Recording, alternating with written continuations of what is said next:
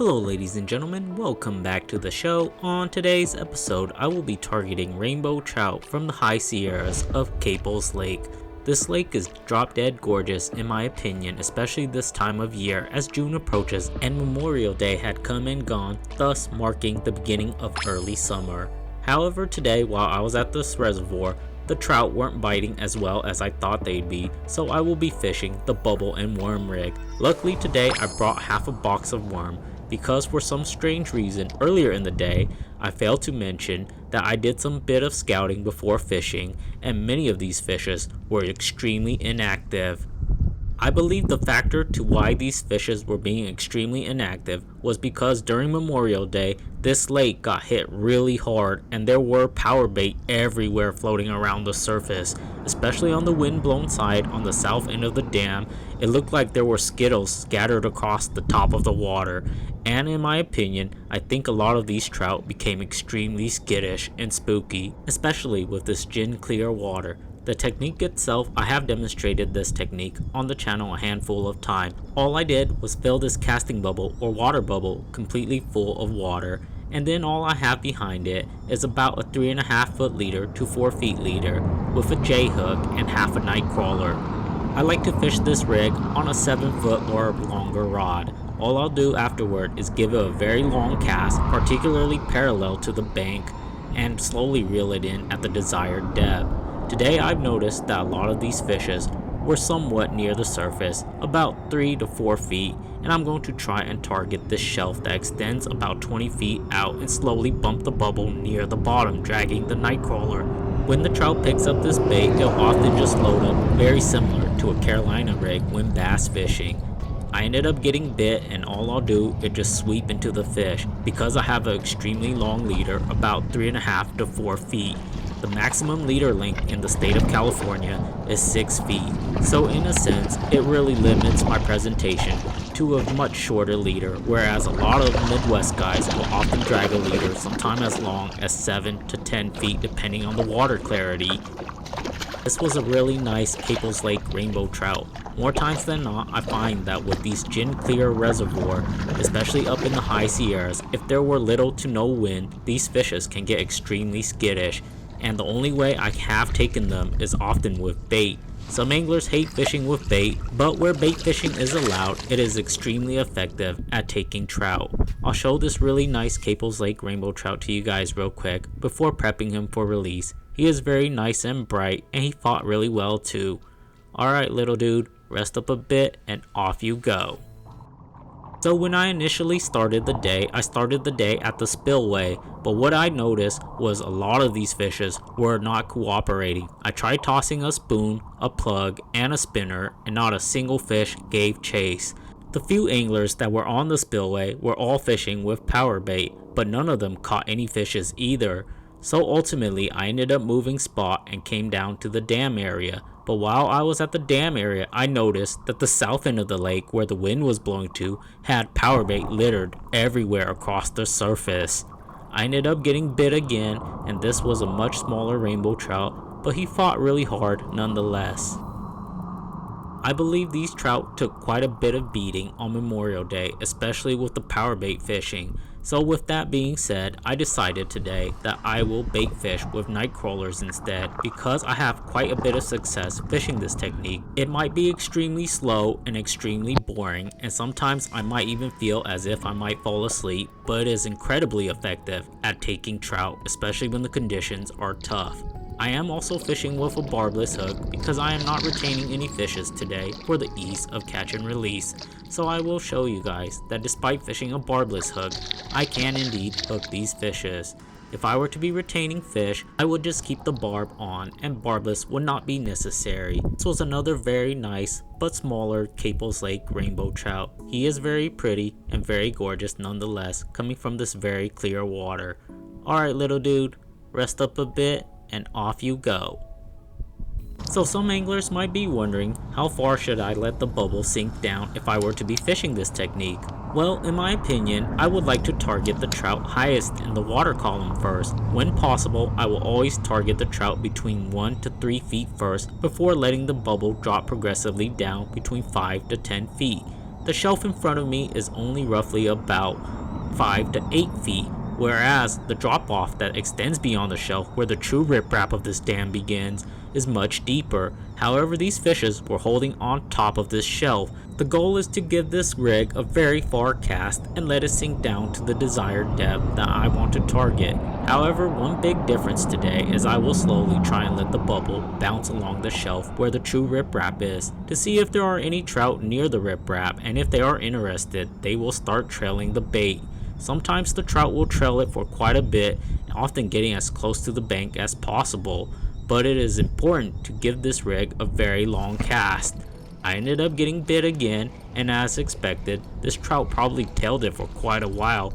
As soon as I bumped the bubble across the shelf, I think this fish was trailing it, and he ended up biting.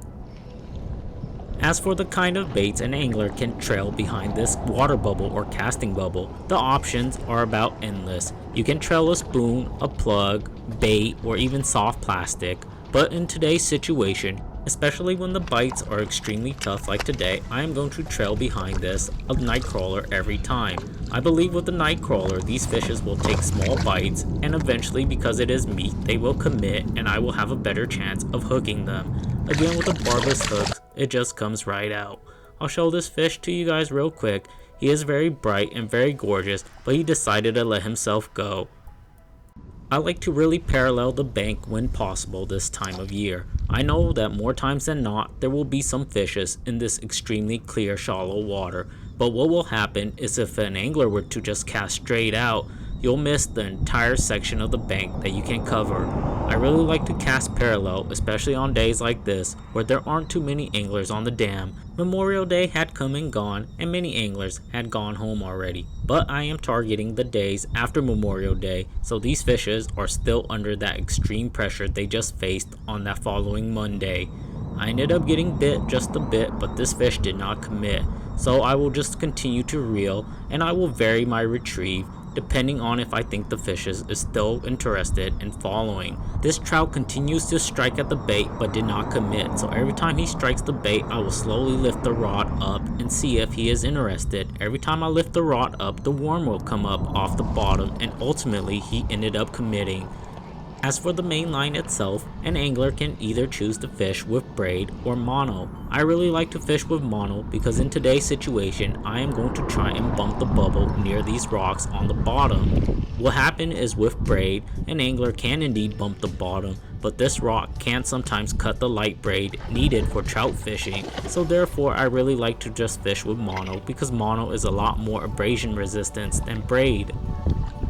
As I've already mentioned, the leader length will vary, but the maximum leader length in the state of California is 6 feet. So therefore, an angler in California is restricted to 6 feet, whereas those guys out Midwest will often fling around a much longer leader.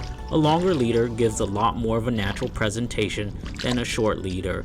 But I am fishing according to state regulation, so therefore a 6 feet leader is more than sufficient, and today all I am swinging is about 3.5 feet to 4 feet leader behind the bubble. With the barbless hooks, it just pops right out. I'll show this very gorgeous but small trout to you guys real quick. These clear water rainbows are extremely gorgeous, and he decided to free himself as well. The fishes I caught today just didn't want to pose for YouTube, and they kept slipping away, but that's okay.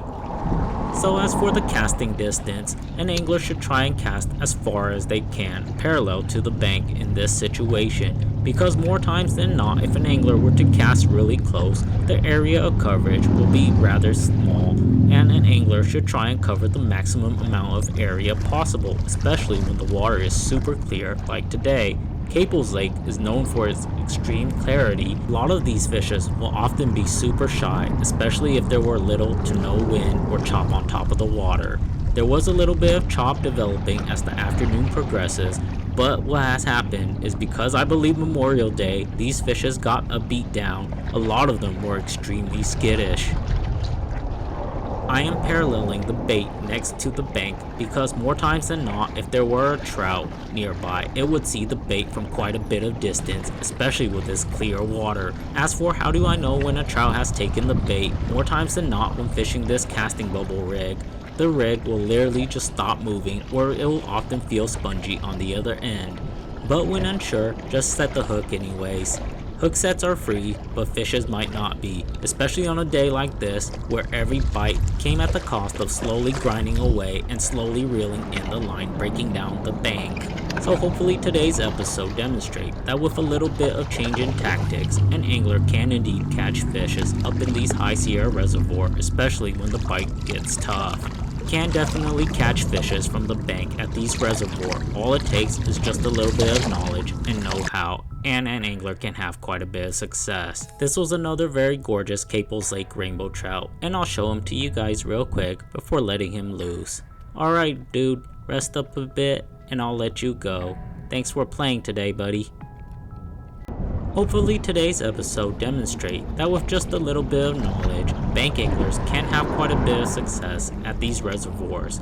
More times than not, every time I show up to these reservoirs, I'll often hear a handful of anglers complaining about whether or not they should have been on a boat.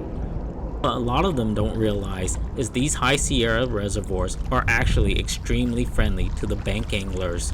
Unlike those in the motherlode lakes below in the foothills, where they often will be very temperamental depending on the season, these high Sierra lake in general will often be extremely friendly to the bank angler. There will always be a species of trout to be caught from the bank depending on the time of year, whether it be rainbow trout, Lahontan cutthroat trout, brown trout, or even the occasional mackinaw. All species can be taken from the banks at these reservoirs. I am going to try and see if I can tempt one more fish to bite before packing it up and calling it a day. I have a long drive back down to the valley and I want to get started on that drive. So hopefully that explains the reason why I don't have much content on these kind of reservoirs. It is quite a bit of a drive for me. I ended up getting bit and I knew right away that this was a very nice trout as well. As I've already mentioned, these kind of lakes are extremely friendly to the bank anglers. Despite having a very tough bite today, there are always some fishes that can be caught.